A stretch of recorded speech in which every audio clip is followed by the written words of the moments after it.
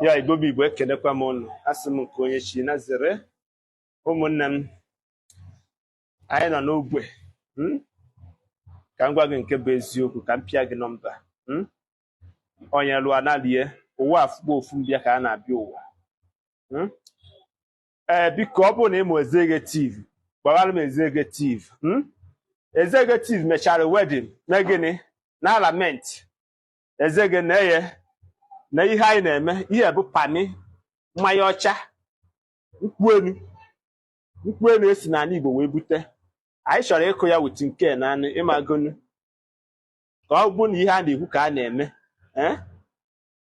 Ezeke i wetara pami na wedin gị nwe na-eye mmadụ ole ka inye pami ịra akọ na iji ha mee millions of naira wee mee wedin agwa gị na iji eme gịnị ị ga-aya ịnwa bụ ndị Igbo ayịyọ maka chi ọ bụrụ na ịrụọ ya dịrị ayịyọ mma drag gị n'uru akwụkwọ ụfọ ya sị ore ka ndị bịa m isiere anyị ihe biko bịa ka ime isie ya ka anyị wee na-agbado ụwa ụwa abụọ ofu mbịa ka anyị na-abịa anyị nọ n'ogbe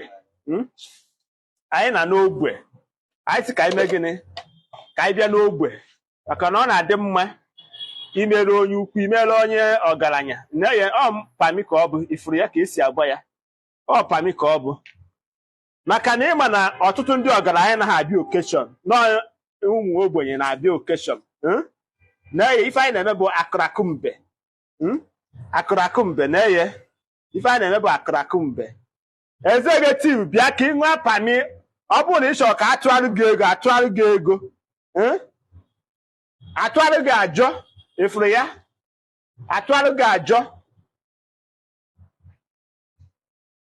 anyị zuru ezu wee na anyị n'ogbe ifuru ya atụgharị gị ajọ ịra alament na-abịa rie nri gị taa anụ nwa mmanya onwe onye bịa fe gị ego is a disgrace ihe na-ewe m iwe because of gị na atụnyere m oke m I set and delegate Ezegetive were ọnụ mepee ọnụ o ji eri ede na-akparị anyị nwa bụ ndị bịara ya okeshọn ndị Igbo o nwere ihe m chọrọ ịgwa unu biko onye ọbụla akpọ gị okeshọn onye ọbụla nye inviteshọn kaadị ka ị bịara ya okeshọn don go jie maka na ịkụwa bọtụrụ mmanya ịyi akwụkwọ ụgwọ ahụ emego m agba nke izizi n'ozi a anyị nọ n'ogbe ihe bụ pami na-eye efuru ya ihe bụ pami ọ na-adị mma na ọ nọ atụa n'ogbe okwu anyị na-ekwu bụ okwu Ezegetive n'ogbe iwe na-ewe ndị Igbo Ezegetive anyụara nsị n'elu ọta ahụrụ anọ n'enyu wee nyụ agbọgo ijijigharị so ọ bụrụ na Ezege na ha mee millions of naira i mere iji wee mee your occasion na-recover ya gwa anyị nwa bụ ndị Igbo sofu onye ji enye gị ego a maka na ndị Igbo zuru ka eme ama na m ejighị mana onye ọbụla nji atụnyere gị mmadụ onye ka inye pami mmadụ onye ka ịgwara abacha mmadụ onye ka ịgwara ụgba mmadụ onye ka ịgwara ede mmadụ onye ka isiri ọna mmadụ onye ka ịgwọrụ adụ ishe na ịbịara rice ka ndị Igbo ji were mmadụ onye ka ịgwọrọ anụ nchi anyị nọ n'ogbe na-enye n'ogbe ka anyị nọ anyị si ka anyị bịa mee ihe ji wee dị n'ogbe nwanne m ọ na-adị mma mmadụ nọkịta ọtụa n'ogbe ị na-anụ so ọ mkparị ka ọ bụ nyere anyị nwa bụ ndị Igbo na anyị wepụtara obi gị bịara gị okeshọn bịara gị wedin gị n'agbanyeghị ka Naijiria wee sowe imi n'ọnụ isi na anyị bịa rie n'ite anụ nwa mmanya anyị etugo ego how dare you onye ka ịbụ ị nechara anya anyị nwa bụ ndị Igbo taa anyị nsị n'iru